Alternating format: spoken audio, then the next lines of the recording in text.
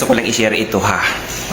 Disclaimer. Alam niyo kung bakit gusto kong ipapakita sa inyo kung ano yung nangyayari dito sa laboratory? Ito yung actual talaga na nangyayari sa pasyente at yung mga resulta, kabayan.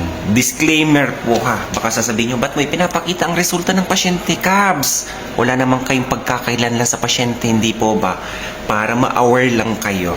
Ito, a good example. Itong hawak ko ngayon. Pasyente ko to sa laser. Merong tumubo dito na ang akala niya tigyawat. Okay, tigyawat. Siguro mga 3 weeks na yan. Bumalik ulit nitong araw na to. Alam nyo, huwag niyong papakialaman ha. Kung may tumubo man dito sa bandang leeg nyo o dito sa may bandang mukha nyo. Nung time na yun, matigas yun. Sabi ko, hindi yan tigyawat. Alam mo ang ginawa? Pinap up. Okay? Ini-squeeze para makuha daw yung parang mata o nana sa loob. Anong mata na sinasabi? At ginamitan ng bote, yung suction ba? Alam nyo, 3 weeks, eto ang resulta. Bayan dito sa bandang ito, ang dami ating mga drainage dyan. Mga lymphatic, kabayan. Wag niyong pakialaman yan. Okay? Ang pinaka-the best dyan, kapag kayo akala nyo na pimple, tapos nananakit, tumitigas, magpa-check. Wala kayong ibang gagawin kundi magpa-check up sa mga eksperto. Pakita ko sa inyo, Kabsa, ang resulta nang ma-aware kayo. Ito yung sinasabi ko, kabayan. Siyempre, inilagay ko na lang dyan sa patient ID. Ehemplo lang ito. Siyempre, example yan. Ngayong araw lang ito. 15 January. Tingnan nyo, kabayan, ang WBC nyo. Take note, pag mataas ang WBC, talagang meron kang infection. Tingnan mo hemoglobin niya. Lalaki yan. 10.6 ang hemoglobin. Kabs, manghinala ka na. Ang taas ng platelet.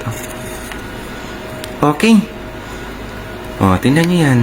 Ang mataas ng WBC, kabayan, bahala na yung doktor mag-interpret po sa inyo yan. So, ang sinasabi ko dito, anything, kabayan, na hindi usual, hindi common dyan sa katawan mo, lalo na tumutubo, kanina pinapress ko, namumula yung gilid, Kabs. Tapos pag pinipindot ang tigas, na akala ay tigyawat lang nung una. Di natin alam. Kabs, yung cancer talaga, isa yan, indikasyon kapag kayong tumataas ang WBC.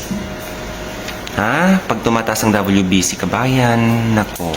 So, depende na lang sa doktor nyo po yan, ha? Kaya ang pinakamainam talaga, wag nyong papakialaman kung ano yan. Mas maganda na yung nangialam dyan, yung eksperto, yung nakakaalam.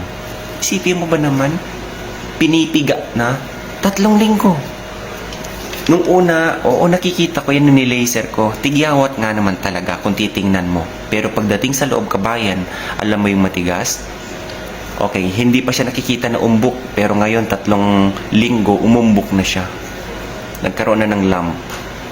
Tapos, ang lagi niya sinasabi sa akin nung niraran ko dito, sabi niya, feeling ko parang lagi akong pagod.